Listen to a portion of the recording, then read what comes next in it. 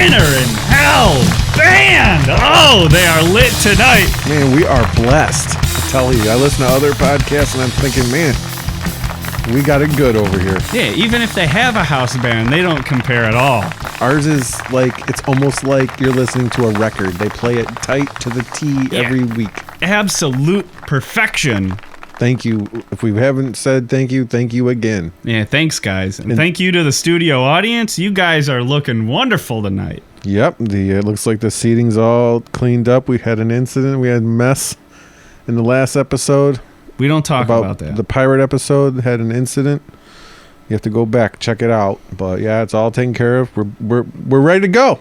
Yeah, we're ready to go. And we are two amateur historians who like to talk about the atrocious underbelly of history here on the Dinner in Hell podcast. With me, as always, the legend, Ron Maiden. Thank you, Brad the Impaler. Thank you for saying legend. I appreciate that. It's just the truth, man. Well, tonight, we're going to be talking to you guys about another evil individual. Every once in a while in history, and much more commonly recently, these people tend to pop up, and they're examples of just about the absolute darkest a human being can get. Ozzy Osbourne, dark. Ozzy's adorable. Marilyn Manson, dark. Not even close. Guar, dark. Nope. I don't know how much darker can you get than Ozzy Osbourne. For some reason, I've always sensed a really, really sinister undertone in all of Hall & Oates' music. Little rich girl. Yeah, like, what does Daryl Hall want to do to that little rich girl?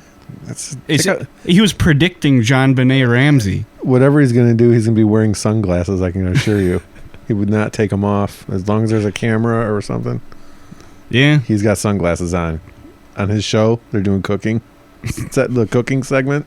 He's got sunglasses on in the kitchen cooking. So today we're talking about an evil, vile person in American history.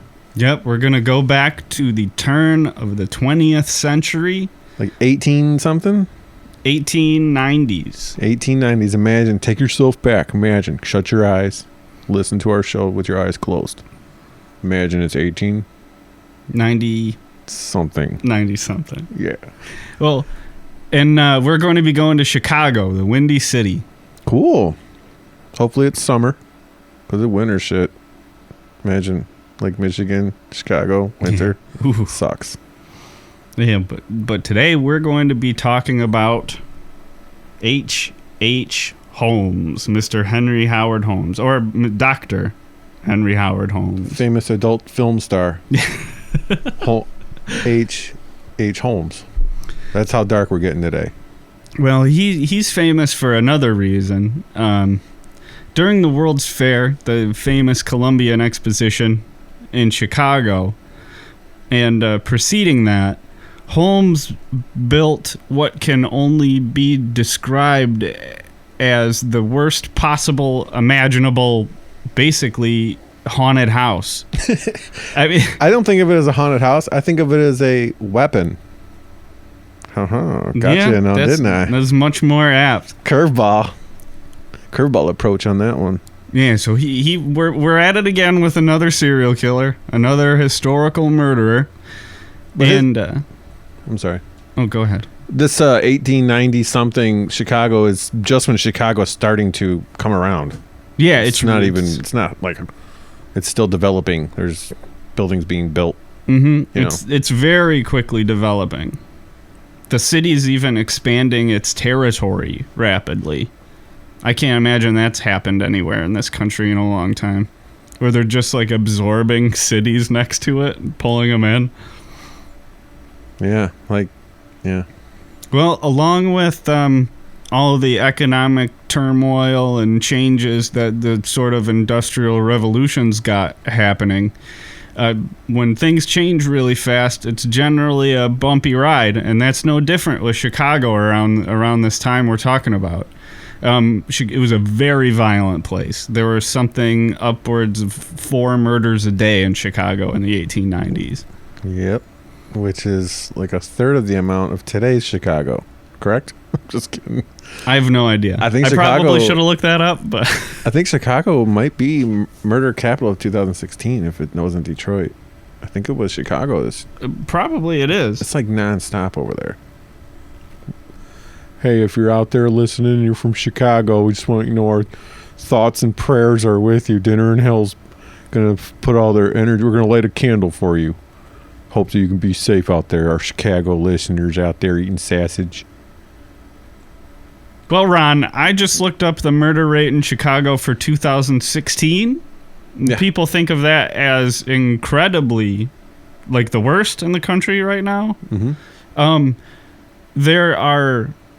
In 2016, there was 2 murders a day in Chicago, and the city has a much higher population now. Holy shit. Yeah, so we're talking about a place that is much more violent than today's Chicago. Man. Which, again, underscores a message of hope for me. Yeah. Chicago's getting safer. The world's getting nicer. Yeah, man. People are stopped killing each other as much. Yeah, it's pretty cool. Things are getting better, and they're going to keep getting better into the future, and that makes me feel good. You know, you guys think we're all about...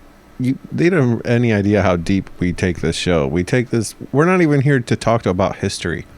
We're here to talk to you about the positive energies, the way the world is evolving since history. It's a hidden underbelly of positivity in our show. Definitely. Well, so what Holmes is most famous for, the reason why we're talking to him is the building that he built, referred to as the castle. Mm-hmm. This place was bananas. It was basically designed from the start to just be a trap. Yeah. It was a killing machine. Yep, it was designed to be very disorienting. The hallways branched off at weird angles. Doorways open to brick walls. There were stairwells to nowhere. You name it. It was a very disorienting building to be in. Hallways led to dead ends. Mm-hmm. Also, in some of most of like the bedrooms, there were... Okay, well, we're talking about the building. Let's talk about what the building consisted of. Okay. As far as the storefronts, barbershop. Yeah, it had a barbershop, a pharmacy. Yeah. Which has an interesting backstory we'll get to a little bit later. Like retail space. Yeah. He sold bicycles. And then he heard the World Fair was coming to town, so then he changed the plans and said, we're going to make this we're going to make this thing a high rise. We're going to like put hotel rooms above. Yep. He changed the designs to turn it into a hotel, which was... Boy, were you drawing the short straw if you were staying in the castle. When they were actually building this building, he had multiple construction laborers, actually constructing it to conceal the identity of the layout. Yeah, it was actually pretty ingenious, and it was also part of his, as you'll see, very consistent mode of operations of scamming basically everyone he ever dealt with. So what he would do is he would hire a team of contractors to do a specific job, like put in this hallway or pour this part of the foundation, and then he would fire them as soon as they got it close enough to done to where he could have some of his cronies finish it, or he'd bring a new crew in, or he would just refuse to pay people, saying they'd done like a terrible job so that they'd quit. So no one person really other than him understood the layout of the building because it was constructed so piecemeal. Yeah. It's a good way to keep secret is execute everyone else that knows about it. He was one cunning bastard. There's no doubt about that. Not just literally execute, but just no one had the full knowledge of it. Yeah, so like we said, it was super disorienting. It was a very bizarre building to be a part of, but it was also very dangerous. He had gas nozzles hidden in most of the bedrooms.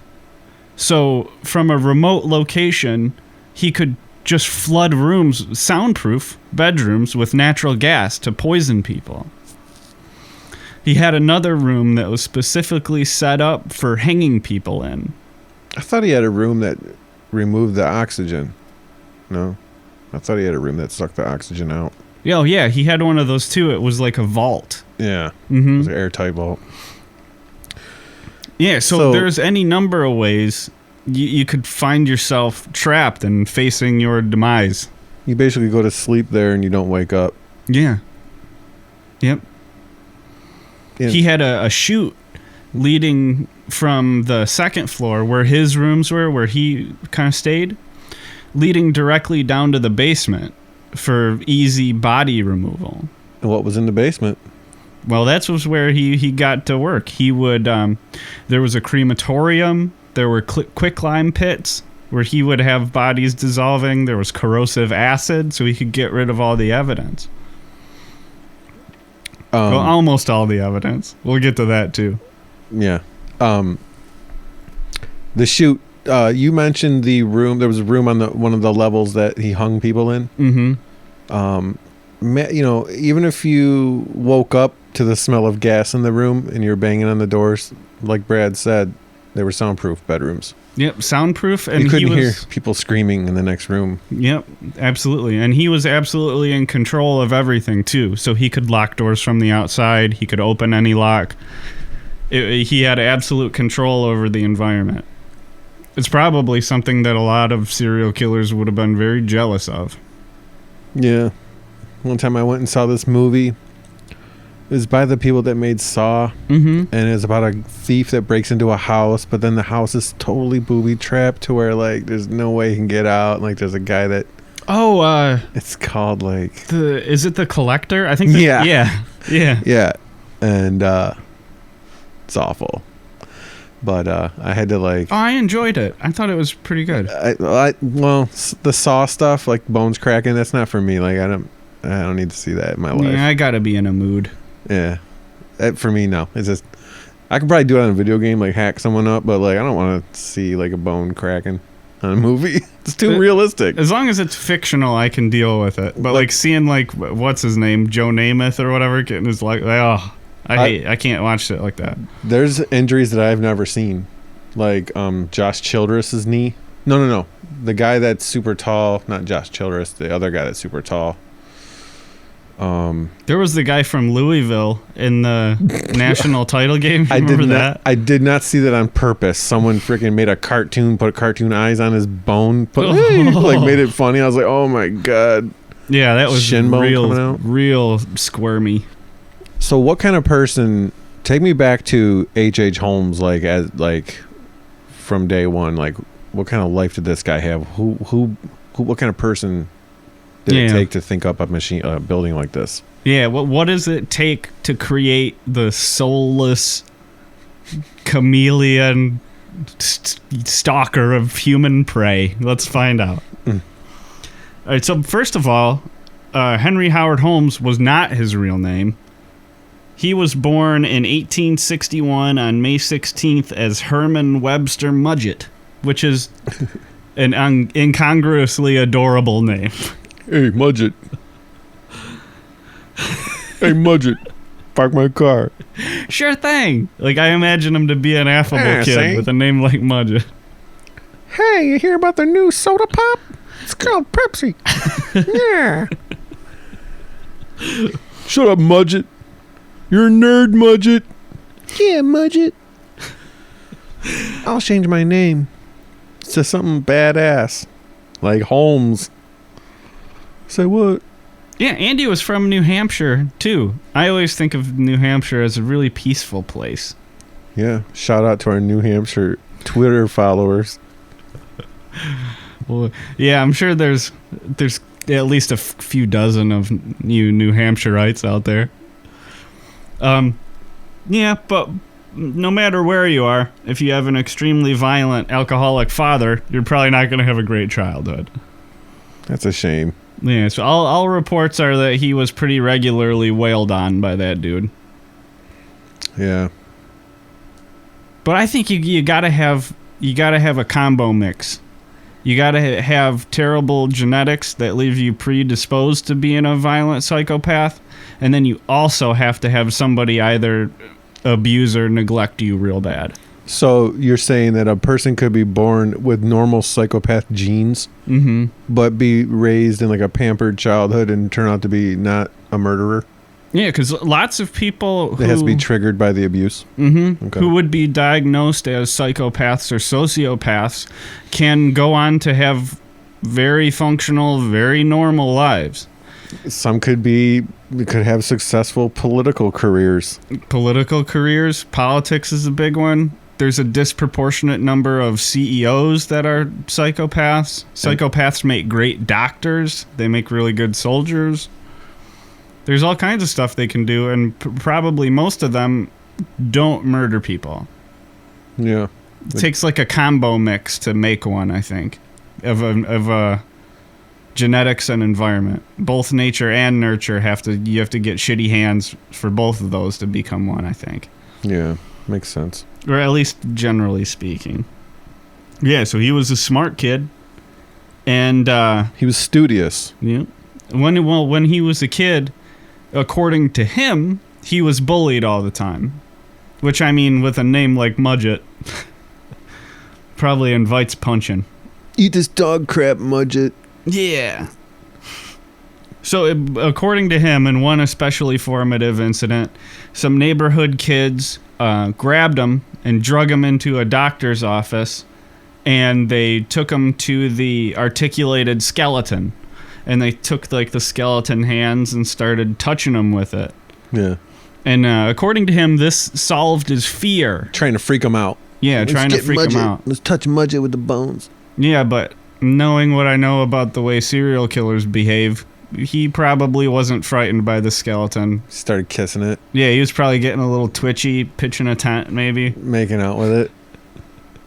Yeah, he was probably into it. And other reports about this incident say they started off with the intent to bully him, but when they saw how excited and happy getting touched by a skeleton made him, from that point on, they were pretty wary of little Mudgett. Kept their eye on old Mudgett. Wasn't Mudgett up to some bad things with some animals? Oh, yeah. As a kid, he had some interesting hobbies. Among them was dissecting animals. So he'd catch small animals and play around with their insides. I think Dahmer used roadkill. Dahmer's like, I ain't going out there and friggin' trapping nothing. I'm just going to pick it up dead off the road, fresh.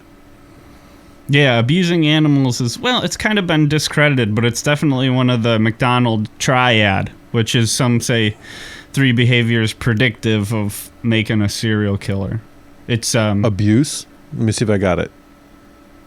Some type of abuse. No. Wet in the bed. Yep. Animal cruelty. Yep. What's the third one? Arson. That's right. Yeah. Yeah, so we don't know about the bedwetting or the arson, but he definitely abused the shit out of little animals. Yeah. And there is a report that it's possible that he killed his only childhood friend.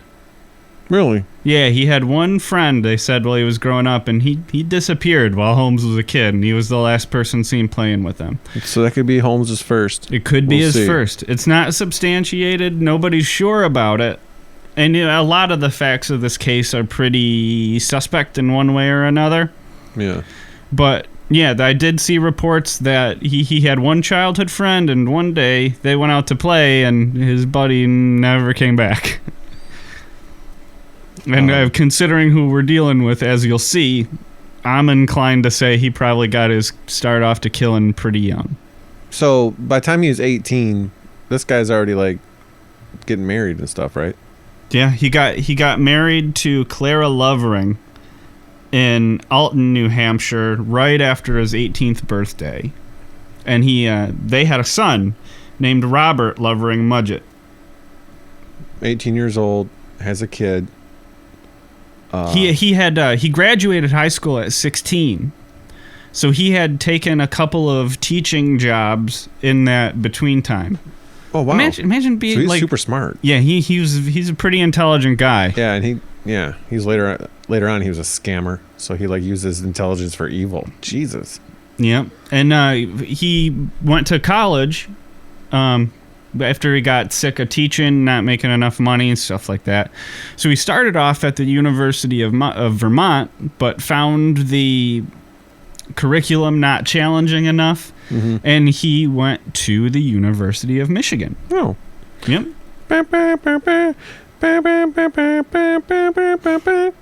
Is that you have that is the Notre Dame fight song, I think. Whatever. You're thinking of bum, bum, bum, bum, bum, bum, bum, bum. Yeah. Hail to the victors, one of your most famous alumni, Dr. Henry Howard Holmes. Go blue. We should Photoshop. You know, they have those like on Facebook. They have those temporary profile pictures, like your team's colors. We should make one of H.H. Holmes. It's like says "Go Blue" and shit. H.H. Holmes with like a Rose Bowl ring. Yeah. U of M, class of '99. So, dude goes to the University of Michigan. He starts studying medicine, surgery, 1884. Yep, he's a student in the Department of Medicine and Surgery in 1884 at 18 years old. And this is when we see him really start to get started on his con artist shit, too. Because when he was a student there, his first insurance scam is he would steal cadavers from the university. Yeah, but they use them to study for science. Yep, he would take them for class, his class. Yeah, for his I'm sure he's around them. He's in surgery, studying surgery, so they're working on cadavers. Yep. So he would just like break in or walk in. It doesn't seem like anybody fucking locked anything then. There were a lot of these stories. It's like everything's open. You can just walk in wherever the fuck you feel like all the time. Put on a white doctor's overcoat and, put on some stethoscopes and walk wherever you want. Yeah, like you're fucking Fletch or something. Nugent. Ted Nugent. Yeah, so he would steal cadavers from the university. He would take them home, fuck them up. He'd disfigure them, like burn them, cut them up a little bit. And then he would take out insurance policies for fake people, let the body be found for like this false identity, and collect the insurance money. Yeah, he would mutilate the body so he couldn't make the identification. Yeah, yep. So that's interesting. Was nobody counting these fucking bodies? Is there inventory on bodies? Like, where are these bodies going? Yeah, like if we just had 24 bodies, now we have 12. Yeah, if I'm like the chairman of the medical department at the University of Michigan, I'm going to want to know how many bodies are around, and if like 5 or 6 of them fucking disappear, I'm going to be pretty concerned about what's happening. I'm going to ask you something in a second when we get to it. I don't want to jump ahead, but I don't think dead bodies generally disappear for any kind of good reason.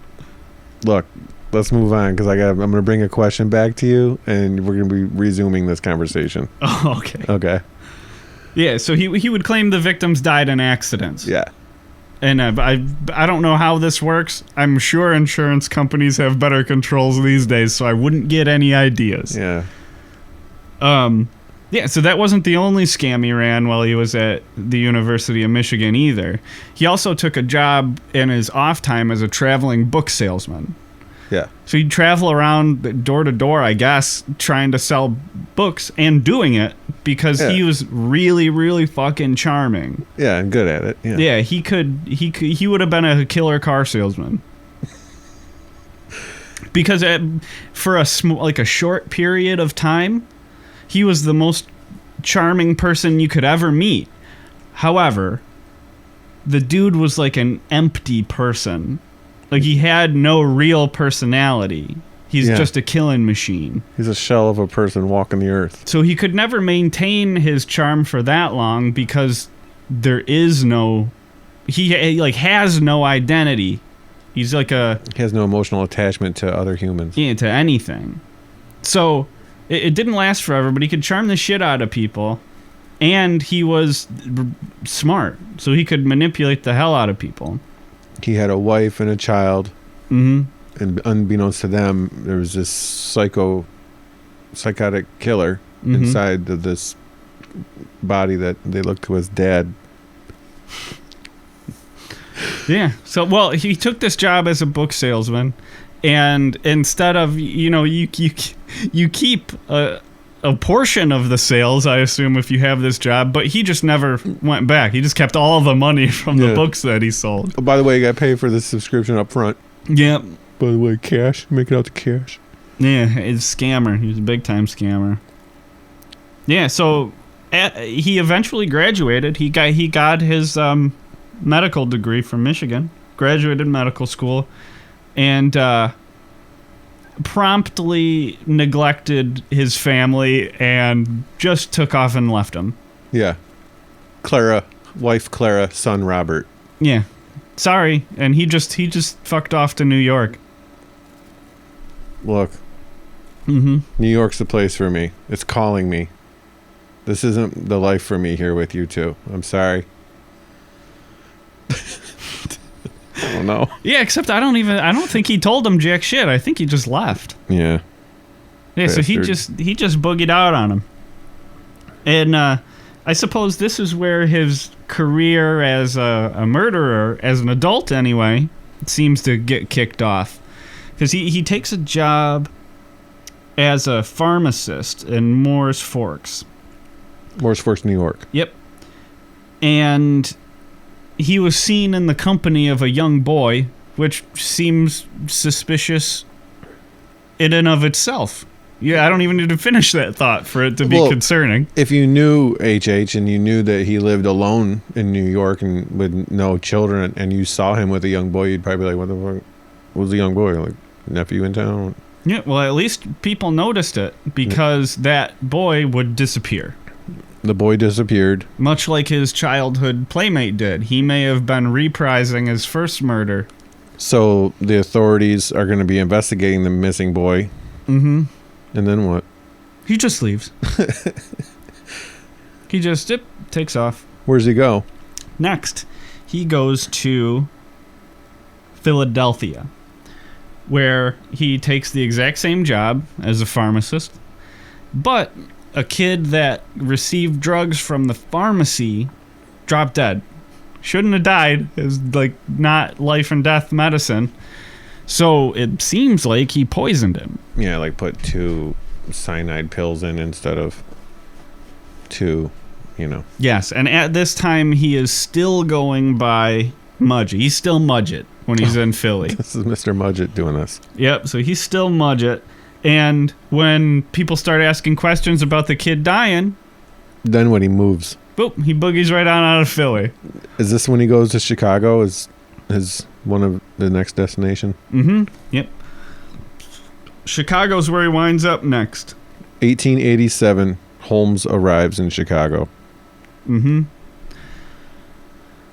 He meets Murda Belknap. Belknap? Yep. Uh-huh, he meets Murda Belknap. Belknap? Belknap. Belknap? Yeah. She's originally from Minneapolis, and he courts her, and those two are married, and he was never divorced from Clara. Just forgot about them. Yeah. What an asshole. Not cheating on you. It's not like we didn't get married. Clara shows up, and she's like, H, Mudgett, you can't be married at the same time, 2 people, Mudgett. Mm-hmm. Well, it's not like we didn't get married. It's not like I'm just cheating on you. We are married. Dewey Cox. And that's such a good movie. I'm trying to... And the two had a daughter in 1889, Lucy Theodate, I think is how you say her middle name, Holmes. Yeah. Because when he moved to Chicago, that's when he switched his name. Okay. Yep, when he moved to Chicago, that's when he changed his name to H.H. Holmes. So H.H. Holmes moves to Chicago, has a wife and a daughter. He starts working at a pharmacy. Mm-hmm. E.S. Holton Drugs, managed by and owned basically by Elizabeth Holton. Her husband was on his deathbed when Holmes got there. Yeah. So she wasn't used to running the business by herself, so she was kind of struggling, and when Holmes comes in, you better believe he's able to charm the pants off of her, because he's a hunter. Yeah, he's got skills. Yeah. So... he's street savvy. He makes himself indispensable to the operations of the pharmacy. He basically takes over everything. He's like, you sit back, Elizabeth. Mm-hmm. Let your husband rest. He's on his deathbed. Yeah, go spend time with him. I'll take care of the pharmacy. Fully capable, and I love the business. I'll do anything for. I'll die for this business. Yep. And so he makes her a deal after a few months of this. He says, listen, I just want you to be able to relax, and I want to buy this pharmacy from you.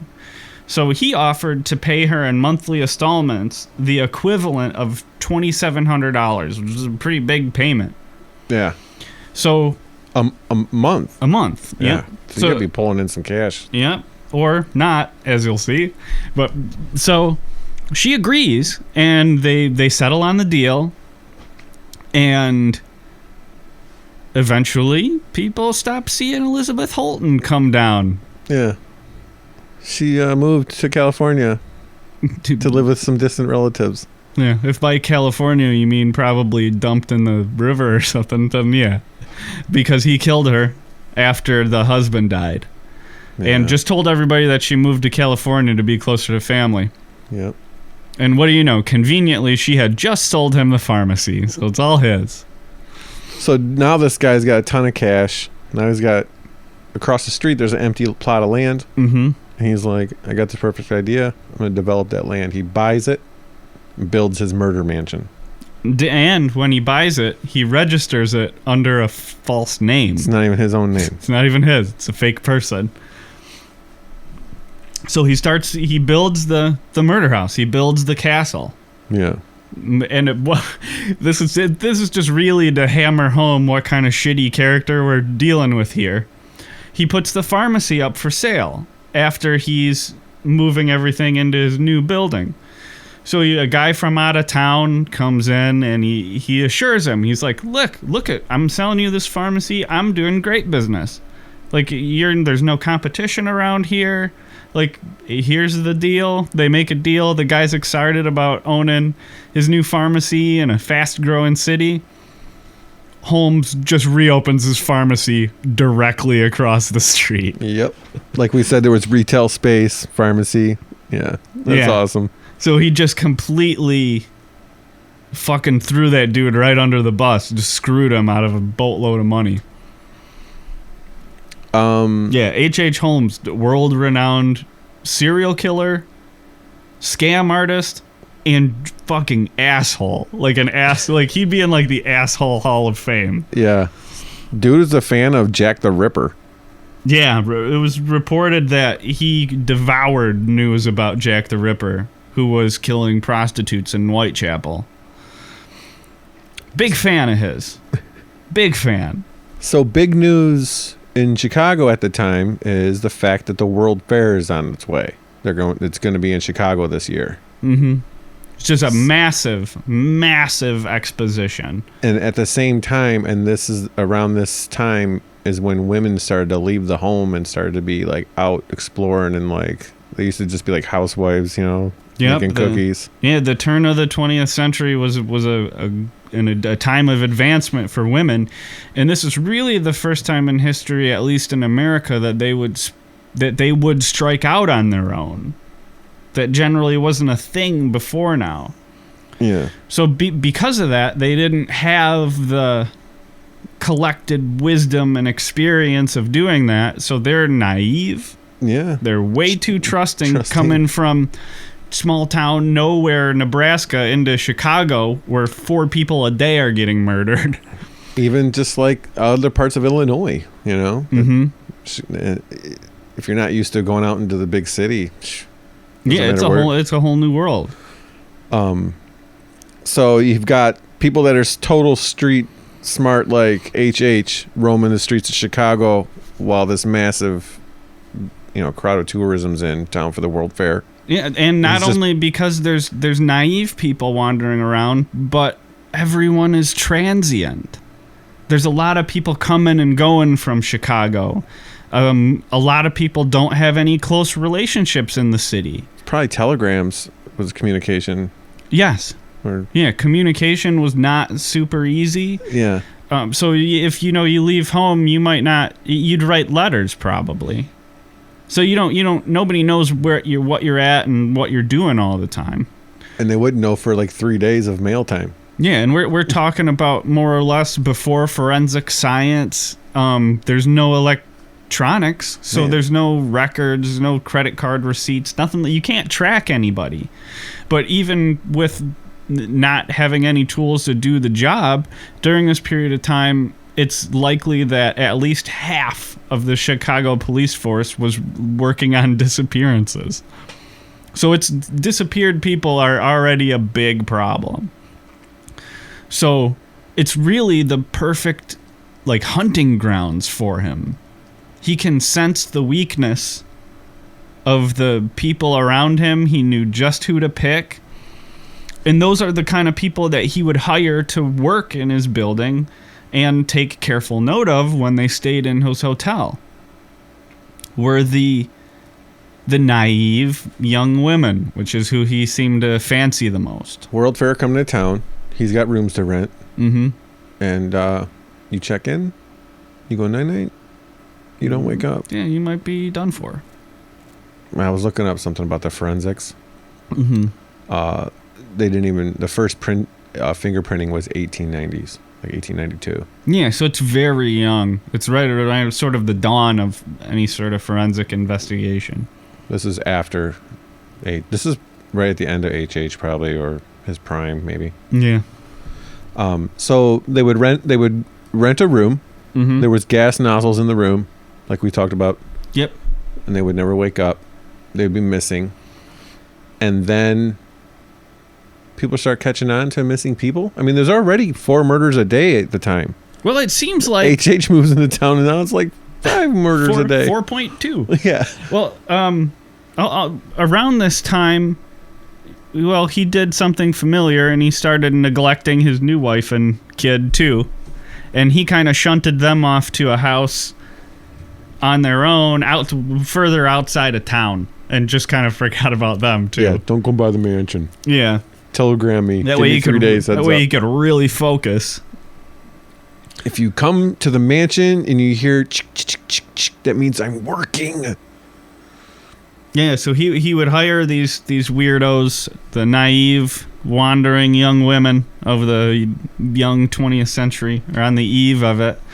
He'd offer them reception jobs. Yeah, we'd hire them to work reception, work in the pharmacy, work in the restaurant, and live there, too. There was a barber shop on the premises. Yeah, and then every so often, one of them would disappear. But that's not that people come to town, people leave town, and there was some pushback. People would come asking about him, but Holmes always had a story, you know? You'd say, hey, oh, no, they moved on to Boston. And people would just be like, I guess I went to Boston. Because he's so freaking charming and smooth. Yeah, he could he could fast talk his way out of shit with the cops. And one set of victims that really, really matched that sort of method was Julia Smythe and her daughter Pearl. So they came to town with the husband and father, Ned Connor, who was hired to work at Holmes' pharmacy. Holmes hired Ned, but he wasn't really too interested in him. And because he was so magnetic and stuff, Julia began to have an affair with H.H. Mm-hmm. Yeah, she liked what he was selling and fooled around on her husband and started fooling around with H.H., which was a very bad idea. HH is like, I can get rid of this husband. Like, you just let me know. I know people.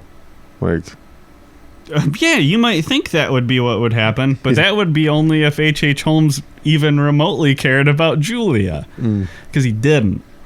So Ned caught wind of the affair, and then he told them to fuck off, and he took off. He left his family there with H.H. Holmes, and everything was fine for a while until Julia got pregnant. Okay. She came to Holmes and said, like, hey, man, like, I'm pregnant now, so you and me have to get married.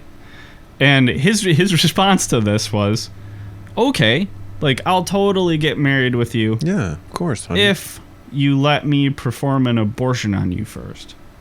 Like, marriage, cool. Kid, not happening. So if you let me take care of that, then we'll get married. And she agreed to this. So he got her to an operating room and was like, okay, I'm going to put you under now. And he put chloroform on a rag, except he didn't put her under. He just held the chloroform on her face until she overdosed from it and died. Oh, Jesus Christ. Then after he did that, he went back and killed her daughter. God damn it. Took him to the basement in the castle, dissolved all of the flesh off of their bones. Oh, yeah. And sold their skeletons to doctors' offices. So, we were talking earlier about the missing cadavers from the class. Mm-hmm. And I told you I had a question for you later. Because with these gas chamber rooms where he was killing people, he was also selling cadavers to a college. Yes, he was selling organs and skeletons. He made friends with the guy who was in charge of the intake of them, and was selling them all these cadavers, skeletons, and organs. So my question is, like, what about the other places that do that business of selling cadavers? And what if they're like, hey, where the hell are they getting them from? Let's just say, like, hospitals, they leave their body for... but they're only getting like one body every once in a while for donation. Mm-hmm. So they go to this college and like, hey, we want you to know we have cadavers. We get like one a week. You know, and the guy's like, no, we're fucking full of cadavers. We got them like crazy. He gets them cheap, you know, because HH is like turning and burning them. Well, around this time, the schools were all desperate for them. That's why they didn't ask any questions. They didn't ask questions? No, they just needed them so bad to train the doctors. That's what I was getting at, is like, yeah. Doesn't anyone question where this other school is getting where their source is? Like, shouldn't the source be known where cadavers come from? I'm sure they are now. Where they generally got them from were from grave robbers. They were coming from a non-sanctioned source. People would wait until somebody died and they'd get buried. They'd scutter out there that night, dig them up, and take them to the medical school. Man. There was a quote I read. Well, one of my main source for all the research I did today was a book called Devil in the White City about H.H. Holmes and the World's Fair. And they were quoting a doctor from a medical school who said, like, listen, if we don't figure out a way to get more cadavers to train doctors, I'm going to have to start sending my doctors out with rifles to protect the grave diggers when they dig them up. So, like, it was a known thing. Like, wow. They desperately needed them. So they didn't ask any questions about where this shit was coming from. So in the obituary, it never said where the person was buried, like in the paper, in the Herald? They may have, but they'd just dig them right back up that night. That's what I'm saying. You wouldn't want to put the cemetery, you know what I mean, where they're going to be buried, because you don't want anyone showing up and stealing them that night. Yep. So you leave that part to the guests.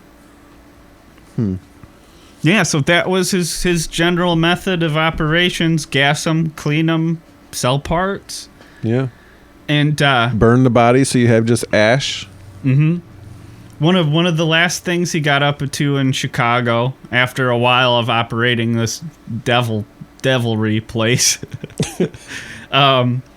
he met at a conference a woman named Minnie Williams in Boston, and for a while the two kept up a correspondence, love letters, more or less. And she eventually moved to Chicago. And when she moved to Chicago, they struck their relationship back up. And she was sort of wealthy. Her family had property. And the net was actually finally starting to close in on Holmes. And it wasn't so much the police, actually. He felt most of the pressure from all of the people that he was constantly swindling. So all his swindles were kind of coming back to like, hey, what about that thing? Yeah, because what his thing was is he pretended like he didn't own that building. So he would take out a bunch of credit and buy an inventory of bicycles under the fake name he registered the castle under. Then, when he would never pay anybody, they'd come looking for money, and he'd be like, well, I'm H.H. Holmes. This other guy's who you got to deal with. And, yeah, he's not here right now. He's on vacation. And since they don't think it's Holmes's fault, which it absolutely is, they're... like, for whatever reason, he's generally able to talk himself out of it. But they're starting to pile up, and he's starting to feel the stress and the pressure from it. Yeah, they're starting to actually sort of move toward moving in on him. Yeah, and like to get the law involved. Yes. So he starts looking for an exit strategy to get out of Chicago. And wouldn't you know it, Minnie Williams and her sister Anna Williams own some property in Fort Worth, Texas. So he tells Minnie, like, hey, I want to get married. Let's get married. So this would have been wife number 3. So Minnie says, well, and Holmes says, let's bring your sister to town for a visit. And you know what? As a matter of fact, it doesn't even have to be a visit. If she wants to, we're getting married. She can stay and live with us in the new, great, wonderful city of Chicago. So Anna comes and is immediately charmed by Holmes, and she's completely on board with the whole thing. And Holmes fakes a wedding to Minnie. Like they have the whole ceremony. He gets the license, everything. He never turns the license in. Yeah, he just never turns anything in. It's not documented. Yep, completely undocumented. Yeah. And then he says, all right, listen, like, I'm ready to start this whole new life, but I need some collateral to get started, to like make some more money so we can have like our great life. So he convinces the sisters to sign over their deed to their property in Fort Worth, and then promptly murders both of them. Jesus Christ. Now, he had kind of an informant during this time, too, a lawyer, who is the one who tips him off just after this happens, that his creditors have finally had it, and they're going to start coming for him in all seriousness. Like seize the building or something. Yeah, like he's not going to be able to weasel his way out of this one. Yeah. So, having gotten his new property, he runs one last scheme and sets the castle on fire, and he ends up collecting $6,000 worth of insurance money on it. He probably had it built to catch on fire better. Yeah. Yep, he did. It was a fire trap. Yeah. And so he boogies out of town and goes down to Fort Worth, and basically his plan is to build another castle there. That's how he gets started. Burns the building down, moves to Fort Worth, and he wants to build a brand new mansion. Yeah, he's trying to build a new one, but people aren't as easy to fool down there. It's a little tougher to get financing, so he basically kind of gives that up right away. It's at this point where he gets married again. Jesus. Well, because he kind of starts going back to his old ways and bouncing around the country. And he meets Georgiana York, and the two get married. Mm-hmm. That's awesome. She survives it, though. She lives through it, because he kind of just ditches out on her almost immediately, as he does. So, at this point, after the small fire, which did a little bit of damage but didn't destroy the castle, people are finally starting to get wind of what maybe he was up to law enforcement wise. They found like hair and jewelry in the incinerator. Yep. They found like a clump of organs in the chimney. Like he put them in there and they didn't burn all the way through. So, and with interviewing the neighbors, like talking to Ned, it's like, oh yeah, my wife and daughter just happened to disappear. Yeah. After talking to people for a little bit, getting informed on a little bit, they start looking for him. And he's got... Looking for him a little bit. Yeah, they started looking for him, and he's got one more scam cooked up with a crony of his named Benjamin Pititzel. So him and Benjamin and the lawyer from earlier that had told Holmes, like, hey, they're coming for you, buddy. Yeah. They cook up a scheme to fake Pititzel's death using a cadaver like they did before, like he did before when he was at the university. But this time, once things started becoming a little bit more complicated, he just killed Pititzel. Well, they were gonna fake Pititzel's death with a cadaver. They're gonna mutilate the identity, say it's Pititzel. they said, like, meet us at the motel, Peditzel, or like they set him up somehow. Like, Yeah, they set him up, and Holmes just killed him. we're gonna go over the plan one more time. We just needed one more meeting. Yeah. I wonder if they even had a cadaver. Peditzel shows up. There's no cadaver. He's like, oh shit, like Goodfellas. Yeah, that's basically what Tommy happens. walks in the empty room. What? Yeah, he tried like a little bit, and he couldn't come up with a random dead body. So he was like, I don't feel like trying any harder. So he just wasted Peditzel. I know I can get a perfect Peditzel body. Yeah, it'll look just like him. Yeah. No mutilation. It'll be a clean. I don't have to get my hands dirty. Yeah, so he then also kidnaps Benjamin Peditzel's kids. Yeah. And takes off while he's pursued in a manhunt. So he eventually goes all the way to Toronto. He makes his way all the way to Toronto. Did he have Peditzel's wife and kids? And then... Yeah. His wife was traveling with them separately. And the whole time he was convincing his Peditzel's wife that the kids were fine. They were with some like old lady somewhere. There was even like fake letters that he had written. And somehow he was traveling with all of them, but none of them knew about the other one. So like he did come through Detroit, our sort of hometown here. On his way north to Canada. And he had them stashed in 2 separate hotels. I mean, I struggled to even figure out the logistics of this, but somehow he pulled that shit off. What happened to Peditzel's wife? She lived through it. She got away, I think.